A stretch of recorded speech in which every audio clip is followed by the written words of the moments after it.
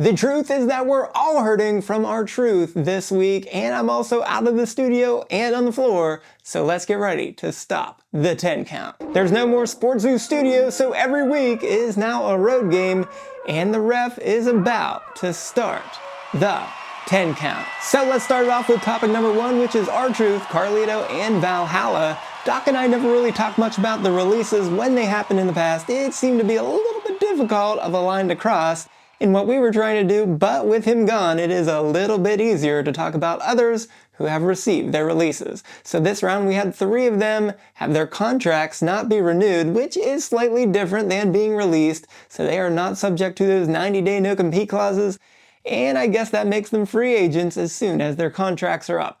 Now, of course, R-Truth is the headline here, and this one just hit differently, as I think I agree with basically everyone that Truth is a national treasure, and he takes a special someone in our hearts to be able to do so much with so little every week on that TV. And he had that in spades more than anyone really ever had. And the last time Truth had a match that was over 5 minutes long was December 18th, 2023, when he beat JD McDonough in a Miracle on 34th Street fight at 9 minutes and 55 seconds. So pretty much the same formula happens with every Truth match. He quickly tries for those 5 moves of doom, and then he gets stopped somewhere along the way, and then the other guy turns it around and wins, or something wacky happens and Truth gets a lucky roll-up. So even at 53 years old, he absolutely had everything that you needed physically to look great for 5 minutes or less, but of course that was not what really mattered in the ring for him to get over. Still, he was the absolute funniest guy in WWE after all of this time, and every single segment with him was pure gold, especially those Judgment Day angles through early 2024. And in fact, it was so good that it helped him get into position to win the tag titles with Miz. So Truth was absolutely transcendent talent, one of one. Letting him go just doesn't make any sense here, so you're not going to re-sign him to a 5-year deal, so what? It is hard to believe that he couldn't get an opportunity to get 1-year contracts until everyone realizes that we've reached the end. Something like what the Pittsburgh Pirates did with Andrew McCutchen. Doing exactly that, as this is his 3rd straight 1-year contract for $5 million, and he's still somehow one of the best hitters on the team, which is probably more of an indictment of just how pathetic they are. Nonetheless, it is truly sad that he is going to be gone, and I think everyone in that locker room is going to be missing him, as he is a true company man and a beloved mentor. So if Truth can go, I suppose that anyone can go. And as for Carlito and Valhalla, well, things don't get much better there either. And while Carlito couldn't have been trusted in the ring, I guess, anymore, he was certainly good for all his shenanigans on every Monday night. And of course, for Valhalla, we simply didn't get anything when it came to her, as she hadn't been seen since the end of her maternity leave. But I guess we need to go inside the ring, so let's turn to topic 2, which is our Money in the Bank qualifiers. And we had the last 4 qualifiers this week with Naomi and Andrade qualifying on SmackDown, and Stephanie and El Grande Americano qualifying on Raw. And as far as I'm concerned, these were 2 shocking outcomes on the men's side, and we'll talk more about Andrade shortly. And I certainly thought Hayes had a better chance than him here, but I guess we already teased some tension between Hayes and The Miz, so this might just be a shorter-term partnership than what I expected. But it is hard to believe that one of them could be having a face turn anytime soon. Now El Grande Americano's win is really surprising, and I would have guessed he would have been the 3rd pick amongst all 3 options, because either Punk or Styles would have brought that additional star power to the match. And that means Heyman and Styles' segment completely is unnecessary now. And also Punk and Zayn's opening segment got a lot of time to start the show for something that is also now mostly meaning nothing as well. And since Chad Gable is on Worlds Collide, there is really no need to have him have double duty there.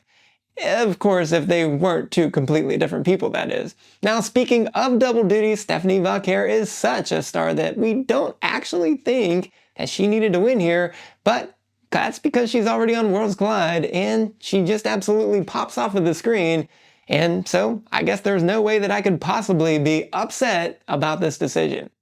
But I am going to have to rethink my picks for Friday's video, so be sure to tune into that. However, Liv not winning is a bit tough of a call, as this will now be the third straight missed premiere event for her since WrestleMania. Though I guess of course she could play a factor into Roxanne's chances in that Money in the Bank ladder match. Now for Naomi, this was easily the right call, so I have basically nothing to say here, and she could win that briefcase. So let's go to topic 3 with Cody Rhodes and John Cena, because we always have to talk about Rhodes and Cena when they are in that same ring together. But this was kind of a wasted appearance for Cena, and I did like him saying that Rhodes and Jay are Cena wannabes, but calling Jay lazy was a strange choice, because if there's one thing that we can say about Jay, he at least always shows up and has gotten into great shape here. There's just a lot of other things that leave his reign yearning us for more. But that said, we did also get a lot of time for Logan Paul, so calling both Rhodes and Jay Nepo babies was a good call, and saying that they were born on third base thinking they hit a triple was pretty excellent, I have to say. It was also on the money that Cena and Paul were both self-made stars, so I think Paul did a really good job there. But the thing that got my head turning was Cody Rhodes bringing up the final boss, because no matter how many times he says no, that offer still stands. So, okay, that offer still stands. So I guess we just might get to a very frustrated Cody Rhodes actually making that heel turn, and possibly a double turn, making it the second best of all time so that he can take out Cena in the end. So I guess that would truly put this back on the table, and it is interesting because it was simply buried amongst the rest of the speech. So let's go to topic 4 with Lyra Valkyria and Becky Lynch, and Becky is indeed the best thing that has happened to Lyra, and she has made great points the last couple of weeks, because in storyline it simply did not make any sense for Lyra to cost Becky in her qualifier when things could have just been over. So Lyra gaining anger, I guess, is a proper thing for her to say about herself, so I guess it is good that she has realized that. But is that the thing that's going to cost her on Saturday? It easily could be that is the case. She is simply a young wrestler that can't keep her emotions under control, and so the savvy veteran takes advantage to win when it counts. This could also set up a trilogy at the Night of Champions, or somehow they could make this last all the way until Evolution. So I guess we will talk more about that on Friday. But no matter what, Lyra's stock has really improved with this feud, and that's exactly the news that we needed to see, because she can definitely go in the ring. She just needed any personality to go with that, and she now has that. So let's go to our winner of the week, and that is Andrade, because that win came out of nowhere, and Andrade seemingly lost in the wilderness for months and months, as this is just his second singles win since winning Game 5 of his 7-game series against Carmelo Hayes last September, so he certainly needed this, and as I've said before, he is the best in-ring competitor on SmackDown, and he simply hasn't gotten the chance to show it. So I guess he and Hayes obviously have a lot of good chemistry, but it's also see him go blow for blow with Jacob Fatu, so maybe after Damian Priest is done, he will get a chance to go up against him.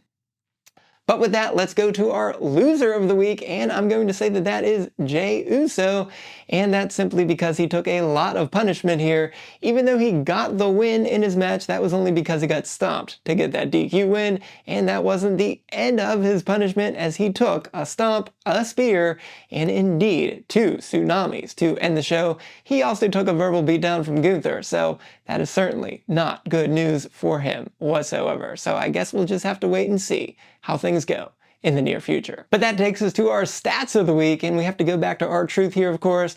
And 2025 was not his year, as he ended at 0-5 in all TV matches, but 2024 was another story, as he actually had the 10th most wins, with 10 wins of all the men on Raw. And he won those tag titles with The Miz at WrestleMania 40, had 4 successful title defenses, and then he won his last 2 one-on-one matches against The Miz and Pete Dunne. As for Carlito, in 2024, he broke a streak of 5,324 days, which is over 14 and a half years, without a singles win in WWE, when he defeated Santos Escobar on March 1st. But since the start of 24, he also has 40 STS, which is tied for the second most on Raw during that time, behind only Finn Balor and tied with Dirty Dominic Mysterio. And he actually currently leads everyone on Raw with 14 of them this year, so I guess that's perhaps because he never got to wrestle, and he only had one match in 2025, the Andre the Giant Memorial Battle Royal. I think we may have just beaten that 10 count this week again, and just like Truth's childhood hero, we will never give up when adversity strikes, so we have to give a special shout out to the Wanderlusting Lawyer, as we are so grateful for her temporarily hosting me here, and she's got a lot of great YouTube videos about the Camino de Santiago. And after completing 3 of them herself, she is certainly an expert on the topic, so be sure to go and check out her page, which is linked here. And also be sure to check out my video from last week ranking all of the potential winners in both Money in the Bank ladder matches. And for now, I am the SportsZu, and this has been Stop the 10 Count.